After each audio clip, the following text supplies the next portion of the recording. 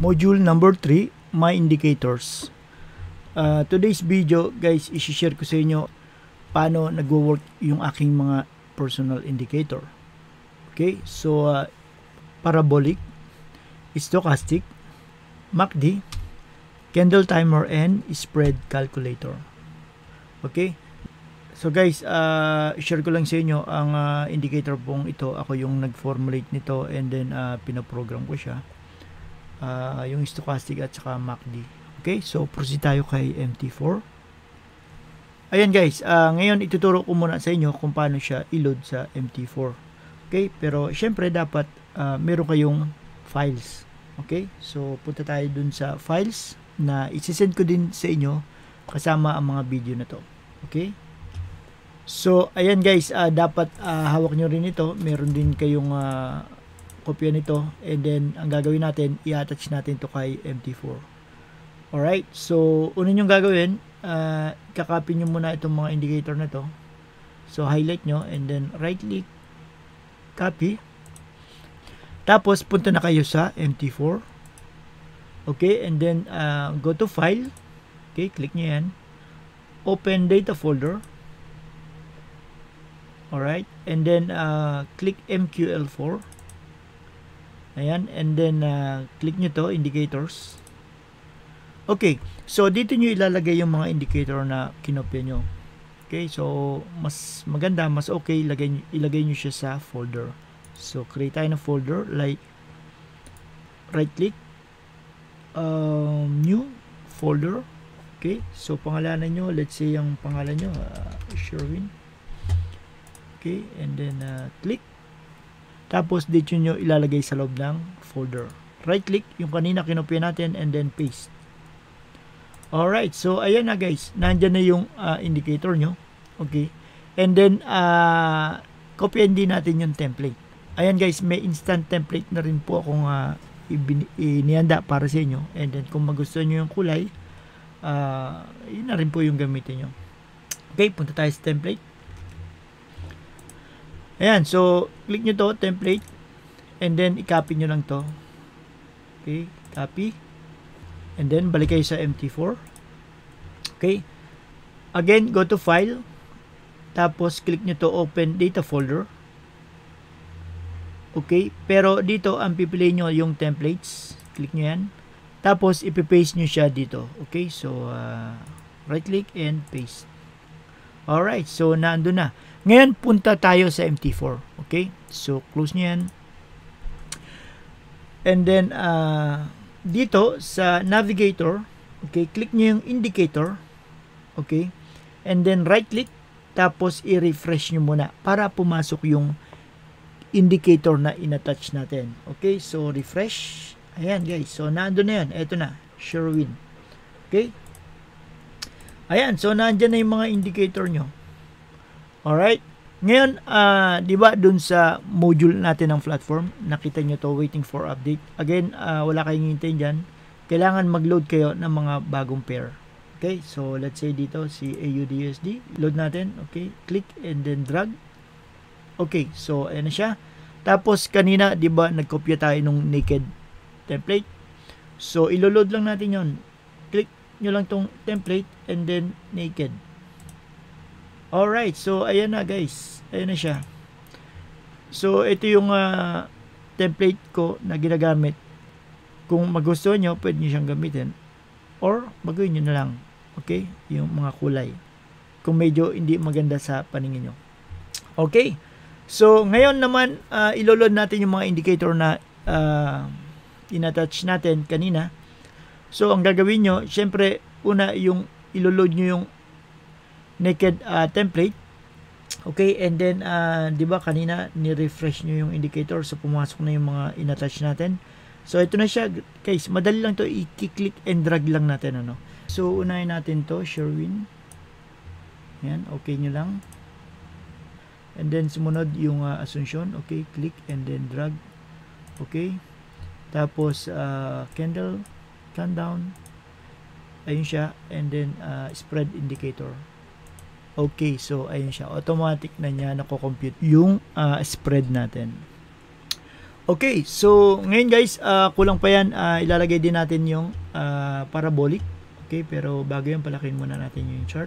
Close natin ang mga to. Okay, so maximize. Okay, so dito punta kayo sa indicators list. Click nyo yan. Tapos custom. And then parabolic. Ayan. And then dito sa inputs, itong step, gawin nyo lang siyang 0.04. Alright. And then dito punta kayo sa colors. And then yung width, palakihin nyo lang ng konti, gawin nyo number 2. And then okay. So ayan, kompleto na yung indicator natin. Ang gawin nyo lang, lagay nyo to ng line. Okay, so punta kayo dito and then drag nyo rito. Double click, right click, and then horizontal properties. Gawin nyo lang yung kulay, baguhin nyo siya, gawin yung gray.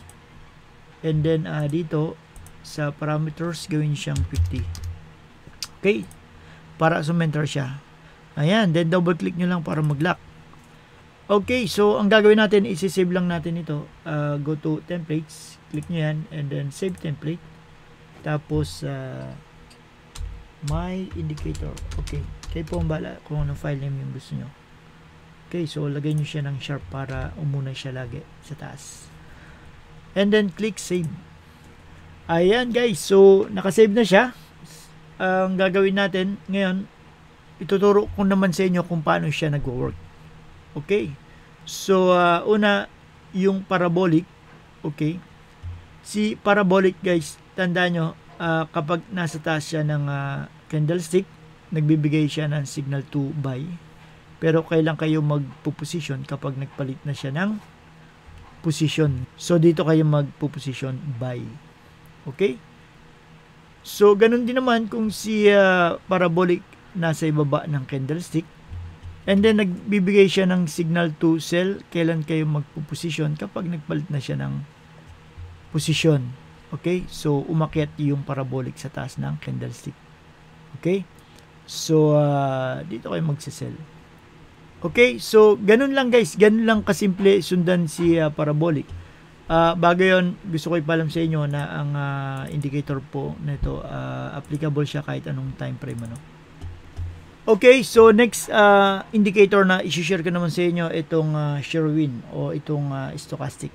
Okay, so paano ba siya nag-work? Okay, so ang gagawin nyo rito, abangan nyo lang lagi yung pagpasok nung stochastic sa loob na to. Okay? So, kung galing siya sa overbought or papasok na siya dito at nag-touch siya sa upper stochastic, okay, ibig sabihin nagbibigay siya ng signal to sell. Okay? So, ganun din naman kapag ang indicator na to from oversold, okay, dito sa baba, galing siya sa baba and then pumapasok na siya sa loob, nagbibigay siya ng signal to buy. Okay, so kapag nag-touch na yung indicator dito sa lower line stochastic and then nagbibigay ng signal to buy. Okay, so magbabay ka na. Dito naman yung center line, okay, below center line, ibig sabihin nasa bearish area siya and then above the center line nasa bullish area siya. Okay, so ayan guys, ganun lang po kasimple basahin si stochastic. Okay, so next indicator naman na i-share ko sa inyo paano siya nag-work, si MACD. Okay, so ito si Asuncion. Okay, so dito meron siyang center line, ito siya. Okay, so above center line, ibig sabihin nasa bullish area and then below center line, ibig sabihin nasa bearish area. Okay, so ito naman histogram na to, kapag nasa dark color siya, ibig sabihin strong yung pag-akit niya. And then kapag nagbe-blur na siya, okay, nagpapalit na siya ng kulay, lumalabo na siya, ibig sabihin pabagsak na siya. Okay, and then kapag naman nasa bearish area at nakita nyo naka-full red siya, ibig sabihin strong yung pagbagsak niya. And then ganun din naman kung nagpapalit na siya ng kulay, lumalabo na siya, ibig sabihin humihina na yung kanyang pagbagsak. Okay, so ito naman, itong dalawang line na to, mapapansin nyo isang green or blue ba yan, and then isang red. Okay, blue and red, ibig sabihin blue buy and then yung red naman is sell. Okay? So guys, dito lang kayo titingin kapag nagko-crossover yung blue sa red. Okay? So ayan, katulad nito. Okay? Ito, and ito din. Okay, so ayan guys, yan lang yung abangan nyo kapag nag-crossover sila. Katulad nito, si blue or si buy, bumagsak siya sa ilalim ni red, ibig sabihin nagbibigay siya ng signal to sell. Okay, so dito naman, nag-crossover si blue kay red, nasa ibabaw si blue, ibig sabihin nagbibigay siya ng signal to buy. Ganun din naman dito, buy over red, ibig sabihin nagbibigay siya ng signal to buy. And then dito naman, nasa ibabaw si red, nagbibigay siya ng signal to sell. Alright, so ayan guys, ganyan lang siya nag-work. And then ngayon, kailangan pagsama-samahin natin yung sinasabi ng ating mga indicator. I-delete ko lang itong mga to.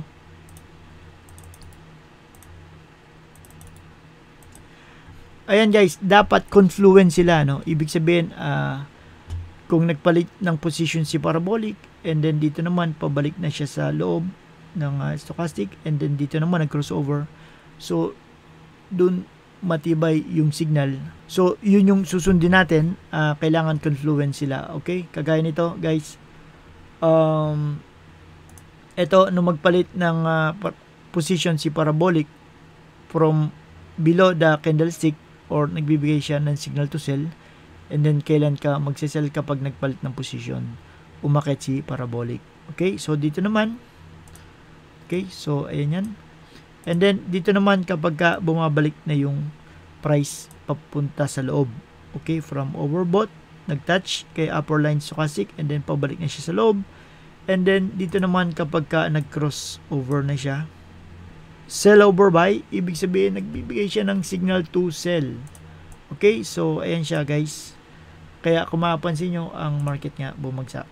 Okay, so ilan yan? Pips, 100 pips. Ayan guys, ganyan lang kasimple kung paano sundin ang mga indicator natin. Okay, so isa pa dito naman, ayan, mag-crossover siya dito. Okay, and then dito nung bumalik na yung price from overbought, papasok na sa loob, at dito naman nung magpalit na ng position. Okay, so tingnan natin. Ayan, and then anong nangyari sa market? Bumagsak nga siya. Okay, so ayun, 47 pip. Okay, actually hanggang dito pwede nyong makuha.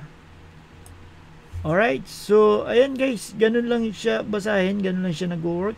Tingnan natin, dito naman, ito no mag crossover, and then dito naman from oversold, papasok na siya sa loob. Tapos dito candlestick, dito yung parabolic above the candlestick, buy daw, and then kailan kapag nagpalit ng position. Okay, so tingnan natin, ayan. So anong nangyari sa market? Umakit nga siya. Okay, 51 pip.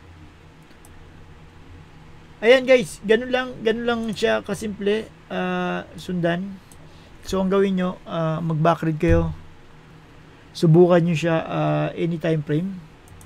Okay, and then kabisaduhin nyo muna bago nyo i-apply sa live. Okay, so ako guys, ang ginagawa ko, tatlong window yung ino-open ko. Okay, so ito, pwede nyo rin tong gayahin. Yan, tatlong window, tapos arrange windows, and then i-load ko yung indicator. Ayan, tapos indicator. Okay, so dito lagay ko to sa 5 minutes. Okay, ito naman 15 minutes, and then ito naman 30 minutes. Okay, so ayan guys, kitang-kita ko na ang signal kung buy or sell from 5 minutes, 15 minutes, and then 30 minutes. Okay, so ang gagawin ko is save ko na rin to. Save profile as, tapos AUD USD. Then okay, so ayan guys, nakasave na siya, and then susunod kung mag-analyze ako ng ibang pair, so ganun din, iloload ko lang para mabilis ko siyang nakikita. Okay, so ayun siya. Alright? So, ayan guys, ganun lang yung nag-work yung mga indicator natin. Good luck sa trades nyo. Recap lang natin. Kanina, sinare ko sa inyo yung parabolic, paano siya nag-work, stochastic, MACD, candle timer, and spread calculator. Okay? So, ang susunod nating topic, next module, number 4, fundamental analysis.